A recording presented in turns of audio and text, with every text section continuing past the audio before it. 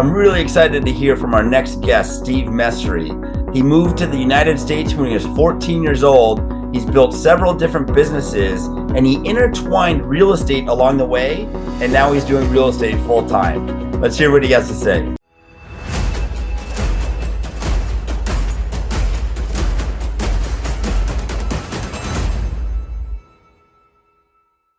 All right, Steve, thanks so much for coming on the show. I'm really excited to talk with you. You've been doing real estate and, more importantly, business for a long time, over 4 decades to be exact. Yeah. So I was hoping maybe we could dive a little bit into your business background and find out like how that kind of translated more recently into real estate. But me as an entrepreneur, I found your business background fascinating. So maybe we could start there. Thank you, Chad. Thanks, by the way. And I want to just say thank you so much, first of all, for really inviting me to your podcast. And, you know, I am so honored to be actually here with someone like yourself who's very successful, you know, and of course, you and I go back a little while, not too long. And since I've known you, you're always full of energy and, you know, positive, and you're always going. So when you asked me to be part of the podcast, I was like, wow, this is Chad asking me. So that was really, really awesome. Thank you for having me at your podcast. Yeah, you bet. It's tough to match your energy. You're Mr. High Energy. We met, just so the viewers know, we met at the Phoebe meetups, which was the For Investors by Investors in Pasadena. Right. And it was a smaller group before Steve joined, and then Steve started coming, and lo and behold, he does what he does like in business, and he got volunteers to start doing this. He systemizes things, and now we get like 70, 80 people in a room, whereas before it might have been 20 or 30. And that's like single-handedly like doubled and tripled that business. So it's very impressive what you've done there. Thank you, Chad. You know, it's actually interesting you're saying that. You're absolutely right. We started with 20 people. And when I came in, and, you know, what was so great, I saw really people had an intention and they wanted to make a difference, and which is what we do as all of us in real estate. You know, one thing we all have in common is that we're all prosperous and we want to contribute to someone's life. We do that by just being in the real estate. You can't help it. You know, you're creating jobs, you're contributing to people's life, you're doing transactions. There's just so many things inside of it. So having said that, that was like really an opportunity for me to dive in. And in our last meeting, I believe we had 80 people. You're absolutely right. We had 80 people, and it was phenomenal, just the energy taken off. So I am really great to be part of that.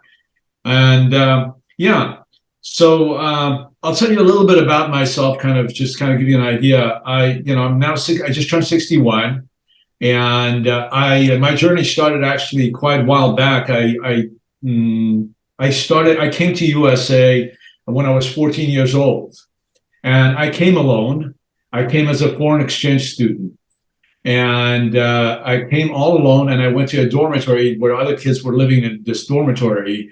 And the revolution actually started after I came back, so I was never able to go back. And from where? This was from Iran. Okay.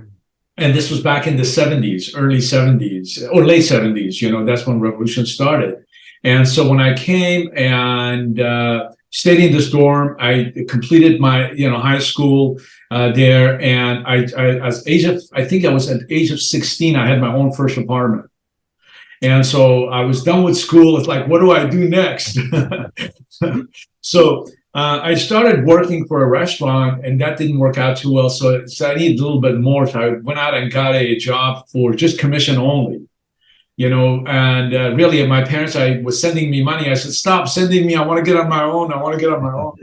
So they did, and I got a job, and I worked for someone for only 2 weeks. That was it. That's all my career of working for someone it was. And in 1980, I think it was, is when I started my carpet cleaning business, you know, and I went door to door from there. And then before you know, the business started growing. However, you know, it's one of those things that I was so ambitious, I just couldn't stop doing more than I was doing. I always want to do more and more and more. So I said, you know, I can't go past these. Like, I had me and 2 other guys working and doing this business, but I was just working for the wage. Hey, not to mention, I was making $1,000 a day back then. It was amazing. Amazing. But it wasn't about the money. I just wanted more. I wanted to have something really bigger. I wanted to make a difference in the world. So I one of my buddies decided, he said, Steve, you know what, you got to look into some self-development classes. So I took a seminar called Landmark Forum. And I did the Landmark Forum. It was a 3-day seminar. And during the seminar, where you get to complete your past and put it behind you. So after 3 days, I came back. I had nothing in my past, and I had a clean slate. Yeah. So like, what do I do? My God, what do I do? And I just got freed up completely, seeing that I was limited by limiting thoughts that I had been grown with. You know, living in Iran, I came from a very, very, very small town, maybe about, few thousand people, a really small life. And what happened after that was just my business took off. It took off. My relationship took off. And my business went from a 4-man to I had 40 people that joined me that were ambitious within the first year.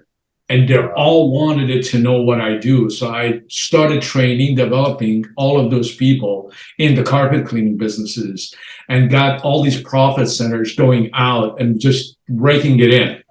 So that was just amazing. That was totally amazing. Yeah, that's awesome. And then that translated into something else, right? You got into interior design, and that business became a franchise. I franchised that business. And then I picked up a water and fire damage restoration company because I had so much knowledge in the carpet cleaning. I was getting a lot of calls for water and fire damage. The people would call me, hey, my place is flooded. Of course, they call the carpet cleaning company. And I said, wow, what a great possibility here to dive into something different. So I took on water and fire damage restoration, and I fell in love with it. I was opening buildings. The house were burning down. I was going in. Construction started for me. That's when really my real estate construction, kind of started, not knowing that's where I was going. So doing constructions in that, I started doing bathroom remodeling, kitchen remodelings, and so on.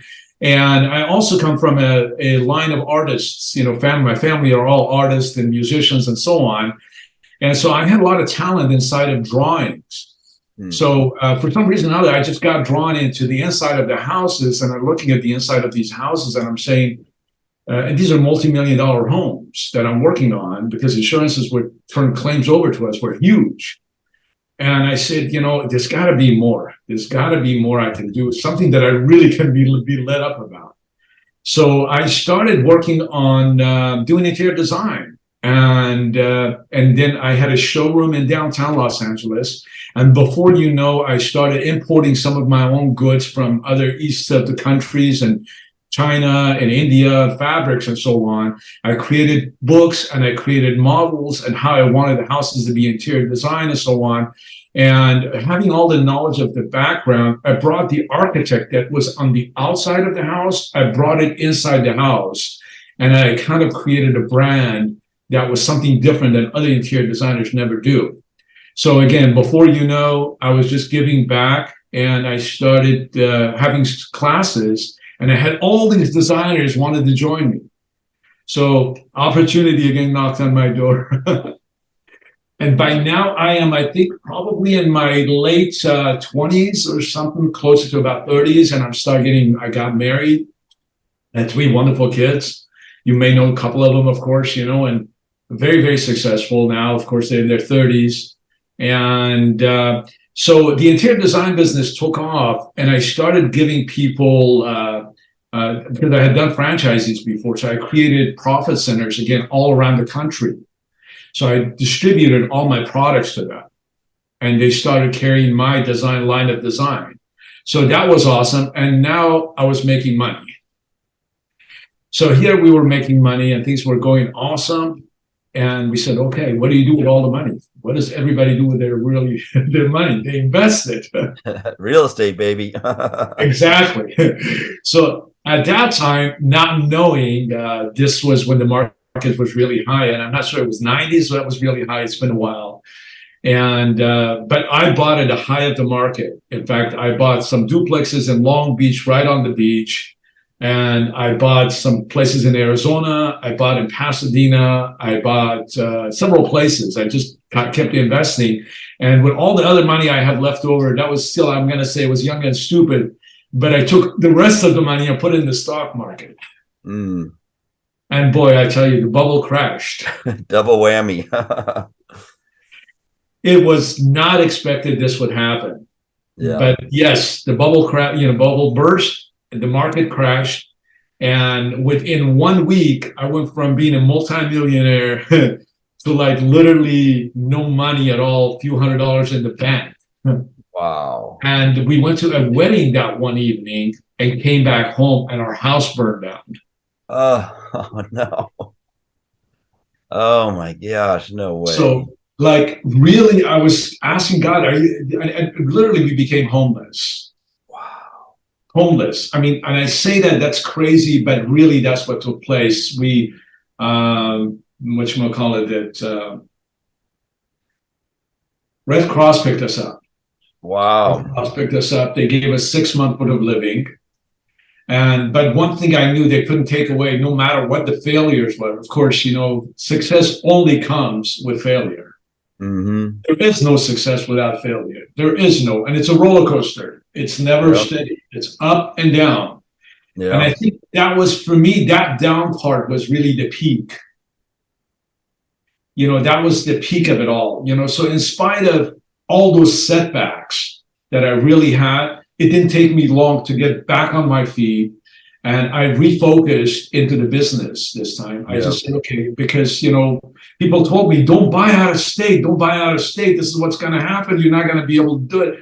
I was successful at doing it, but, and I can't say that I really regret any of it. I think it was the best things because I really saw the amount of vast possibilities that are available in real estate, but I was just so gun shy because I had lost everything. So I focused back into the business. Yeah. And I said, sounds good. Let me just take on going with my business. I continued in my interior design business and I created another line of drapery line, which is now, it's made with very, very luxurious fabrics and Swarovski crystals. So it's a very, very, very high end. And each window treatment is usually about $5,000 to $10,000. So I have a certain clients that use that. And, I have my clients, I've had, as I was mentioning to you earlier, my YouTube channel took off. And I have probably, I think about 5 or 6 million by now, of viewers. Mm-hmm. And so many followers. And even to this day, I don't no longer really need to work as much. So in the last, few years, I decided, you know what, I really want to follow my passion, which has been real estate all along. So I jumped back into real estate, and now I am back in the market, and I'm now investing in Tennessee and Ohio, as well as California. So now I've been doing that, and I've been very, very successful because now, again, this is why I'm kind of bored with what I'm doing, and this is why I'm doing what Phoebe is all about, is really helping other investors to have the dream that I've had and I lived. So that's kind of really my mission in life going forward here. I love it. I love it. I knew we'd need some time to get through 40 years. And I never knew that we had this connection. I also had a house burned down. So you know what it's like. It was that's a tough time. And also, like, we came home to the house and saw the entire street packed with fire trucks, and like, whoa, what is going on? You see the glow, and man, that is a tough scene to come home to. Very, very brutal. Especially with kids, with younger kids. And it was like, oh my God, where do we go? Not to say, I mean, it's not easy to just kind of reach out to family and say, hey, I'm coming over to sleep over a few months. Yeah, no, that's tough. One of the things I wanted to dive into a little bit, because you and I, we actually, besides the burnt house together, we have a similar path where we're entrepreneurs first, grew businesses, and then had some real estate in the past, and then got back into real estate. I mean, I'm the exact same way. I invest in Long Beach, so I never knew we had so much in common, but we really do. And one of the things that intrigued me about your story was on how you scaled businesses by implementing processes and systems and teams to where you're never even in the office anymore. You're not working remote. You just have a team that does what needs to be done. And you've kind of grown that system to do what it needs to do. And so I wanted to dive a little bit into that and then talk about how you're translating that into the real estate world, because now you're doing these out of state things. Obviously, you're not there either. But this whole mantra of systems and processes and teams is still what's helping to grow your new real estate business. Absolutely. Absolutely. Yeah. So the one thing I learned over years that I've had the business is people can only do so much. You can't really count on people. People get sick. People have family issues. So over times I've learned, in fact, this was one of the things when I franchised my business, actually, was something that I was very blessed that I hired a business coach. And that was one of the best investments I ever did. And in fact, that gentleman happens to be John Callahan. He was the president of Fantastic Sam's back then. Okay. And very, very, very, very well-known person. And I paid him very generously, at the time. And he was very generous with us to begin with, to even allow us to work with him. But he really taught me, he said, Steve, you got to start with tracking to know where you're at. Mm-hmm. If you don't know where you're at, how are you going to? So you have to know where you're at first, and you want to know where you're going. If you first know, because most of us know where we are, where we want to go, but we never really look at where we are. We just kind of look, oh, this is where I want to go, and we just hit the road. But for him, it was no, look at what you currently have and what's working and what's not working. So the first thing we had to do is put tracking systems in place. And the tracking system started, there are 5 gears into every business.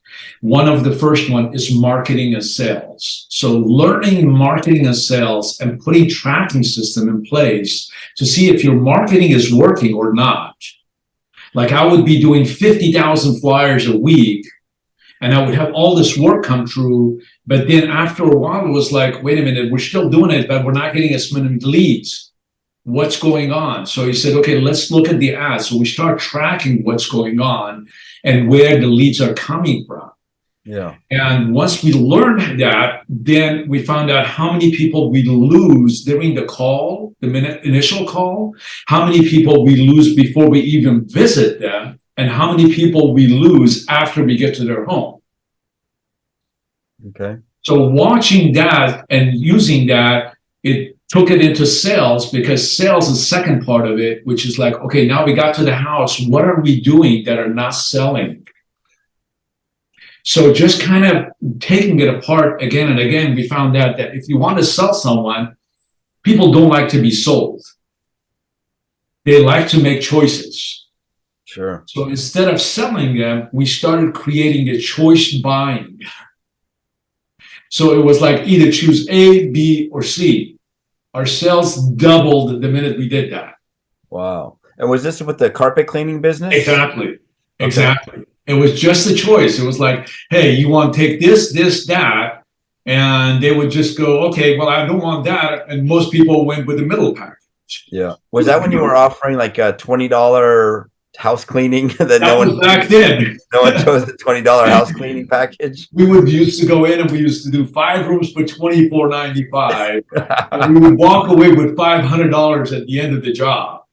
Yeah. Yeah, I was gonna say, just for context, $24.95 was $24.95, not $2,495. Exactly. And it was crazy because it was a good come on in. But again, that's why people, creating system, these 40 guys that came on board, they were like, how am I going to make money? You're sending me to clean $24.95 home.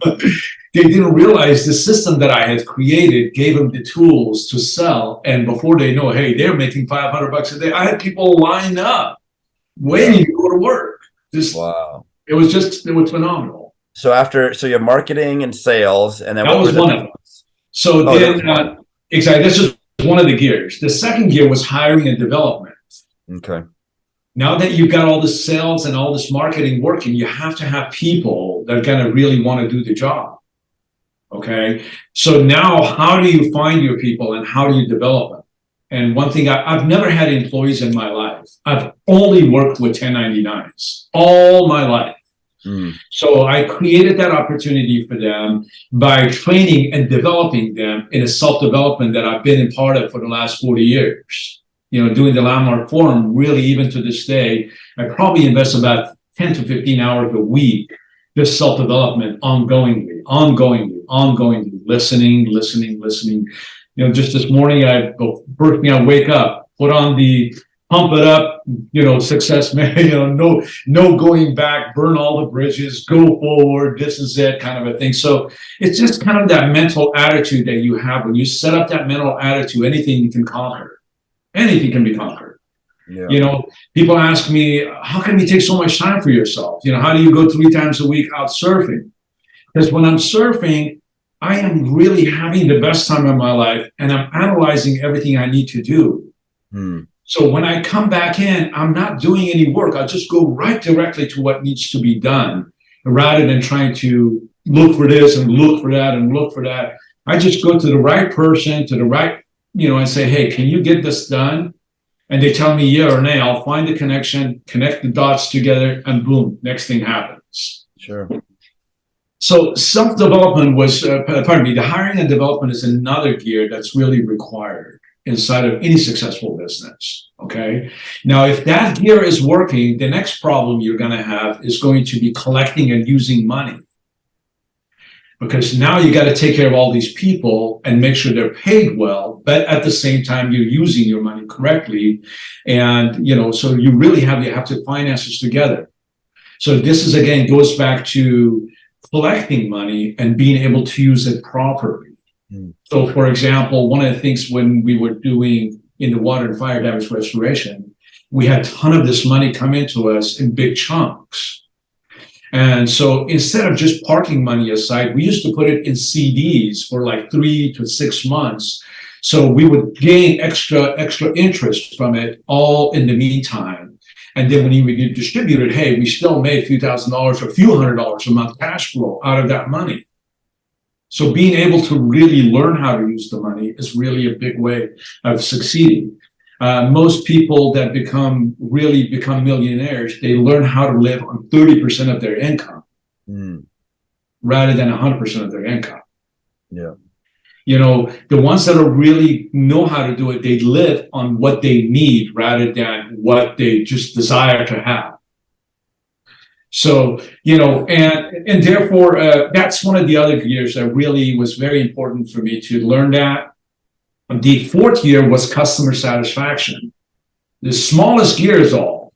But if you don't have that customer satisfaction working for you, and if you don't, you're going to run out of leads. You're going to run out of customers. So you have to make sure that your customers are always taken care of no matter what. And what we did throughout all of our businesses, whenever somebody dealt with us, number one, we would send them a box of chocolate. We would get their their birthdays. So we would send them cards on birthdays. And this was back then earlier, back in the 80s and 90s when, technology wasn't available back then. Yeah. And we would send them reminder cards. So reminder cards brought them back every 6 months to clean their homes. So guess what? Our advertising budget got cut in half because we now had all these people coming back and buying again. Yeah. So being able how to do that customer satisfaction was really, really important. And of course, the last gear, which is the most important one, it's called building equity. Because if you're not building equity, you're just spinning wheels. Yeah. So building equity is also one at the end, so whenever that we made money, we first took a certain amount of the percentage of the profit that was at the end of it. We parked it aside as a building equity, and it went back into the company and never got touched. So that sort of a systemization really helped me a lot to grow the businesses that I have. And now I am I'm absolutely applying those, I've done that over and over and over again. And this is why Phoebe went from a 3 months from a 20 people to 80 people, because all I did is just simply apply the same systems. Yeah. And we started with like 0, and I think as of right now, we're about 200 contacts. It's like, wow, 200 people now that we can call on and have them come back. Yeah. Well, whatever they're paying you, they got to triple it. To tell you the truth, it's not about the money at all. Frankly, I think that it's a blessing to be able to do what I do. I get to network with wonderful people like yourself, Yeah. and other successful people, like-minded people. That's really the payoff. I mean, Well, look, it's got to be a labor of love. I know it's a volunteer position, but absolutely. you've been doing a good job with it. So what are you doing more on the business side? Are those businesses still operating today? Yes, yes. Okay. I'm still operating my business, Yeah. and that's going on its own. I don't go to work anymore, so I have a team that pretty much manages everything. Sure. So what are you doing in Tennessee and Ohio and California for real estate now? So my goal this year, actually, I have created a vision board. This is my vision board right here. And I've got a lot on my vision board. There's a lot of buildings on this. And there's a lot of mental and health, spiritual sort of things that I've done, and a lot of family and giving back. And a good part of it is down here is all Phoebe. It's all Wow. about self-development and so on. So Yeah.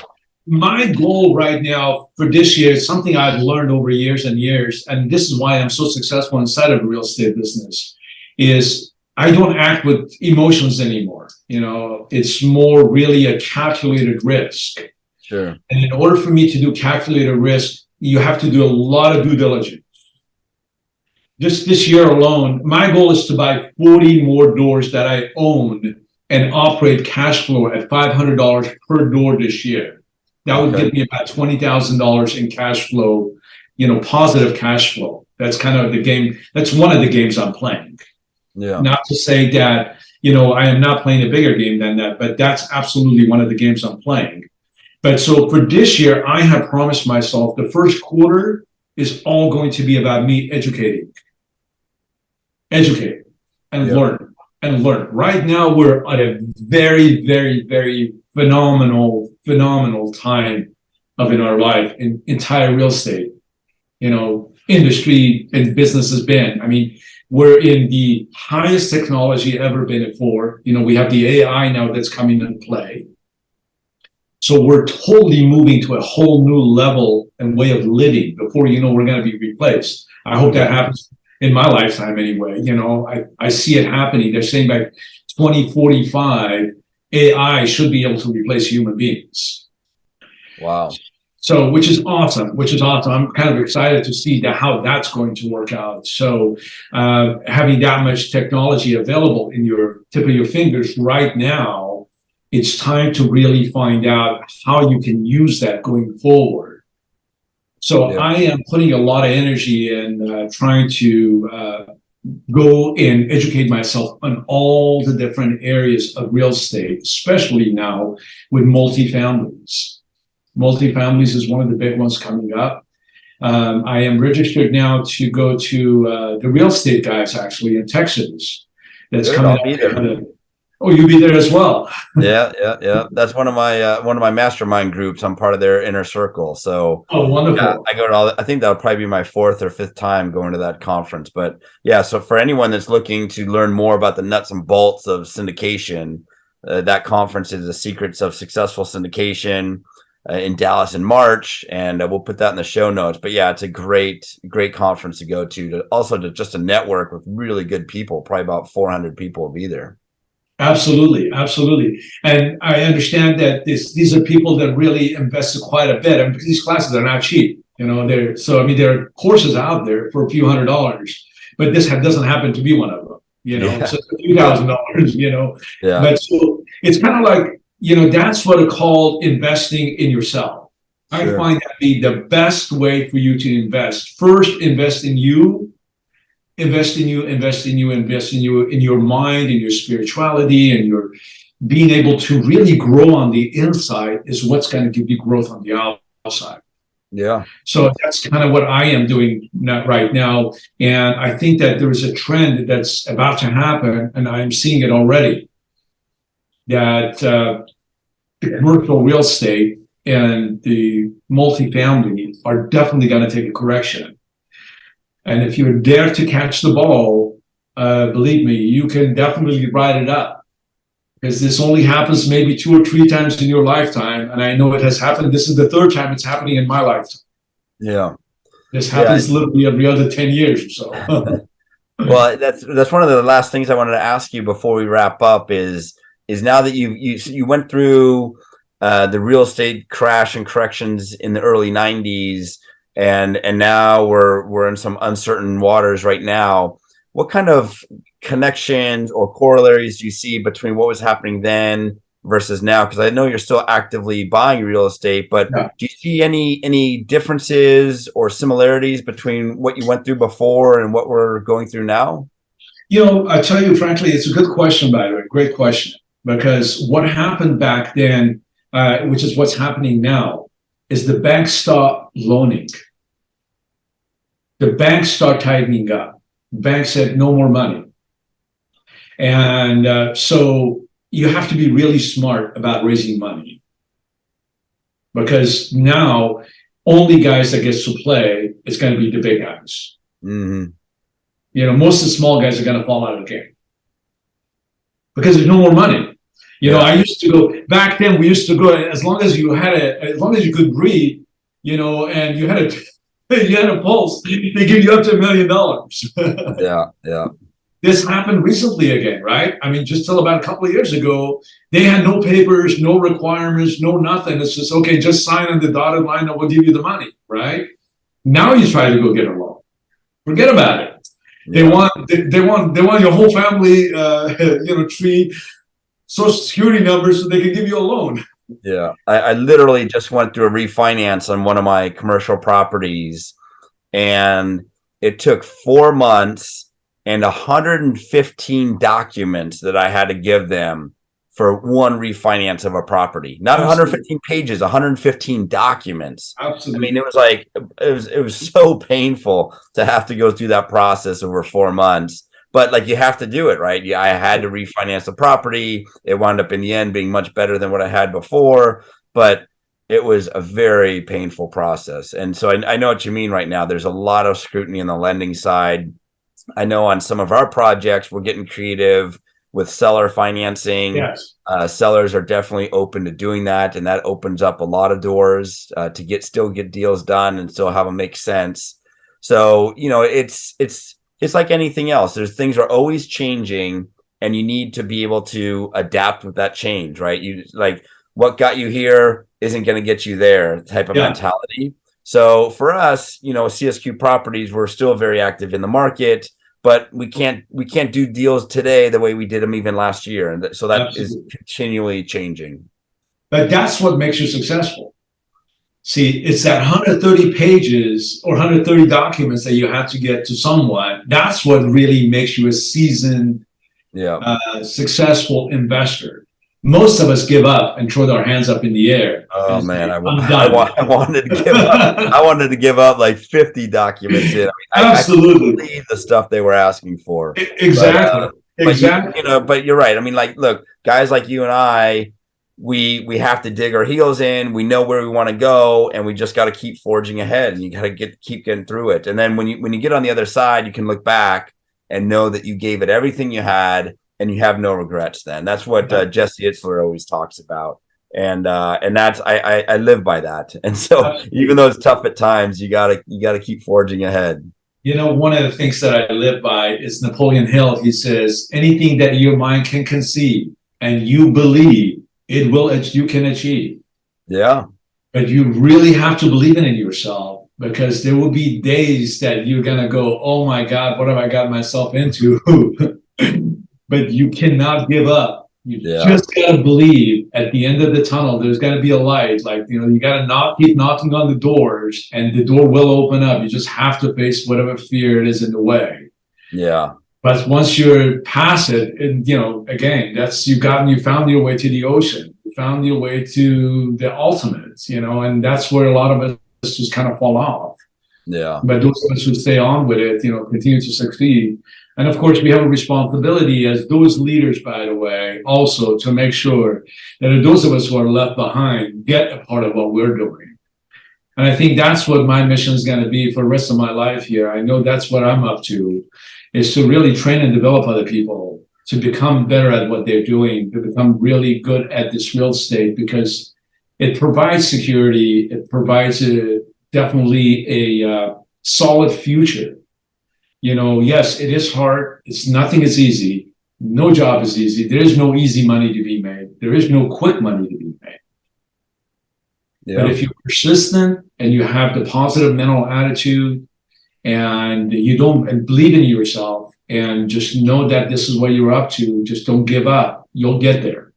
Yeah. Yes, you will get there. So I don't know if that answers your question or not, but No, it's great. And I'll tell you what's interesting, just knowing more about your life path. You've always been training and developing teams and developing people, developing your franchisees, right? You've always done that.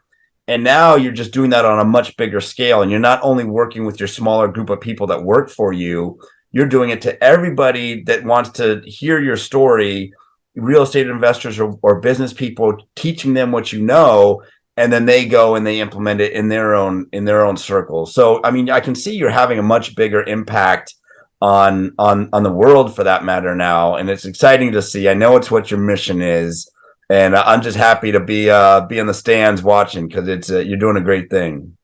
thank you so much. Thank you so much. It's crazy, but when I started this journey going out of state, people were telling me, "You're really nuts. You're crazy. How are you going to do it?"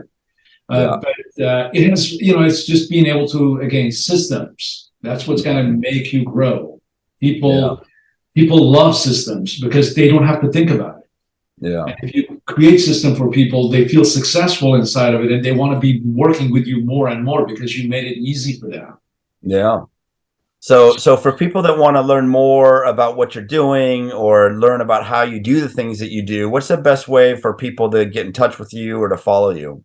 Yeah, thank you. So, if you're looking to connect with me, a seasoned investor, who is, a seasoned investor in real estate, feel free to contact me through my Facebook. I have a Facebook under Steve Messri, as well as I'm on Instagram. Also, I am, my company Galaxy Design, by the way, if you Google Galaxy Design, I come up left and right. I'm pretty much everywhere in that aspect of it. And through email. And my email is my first and last name, which is stevemessri@gmail.com. Okay, perfect. And what's your YouTube channel? Oh, yeah, my YouTube channel also is part of my Galaxy Design right now.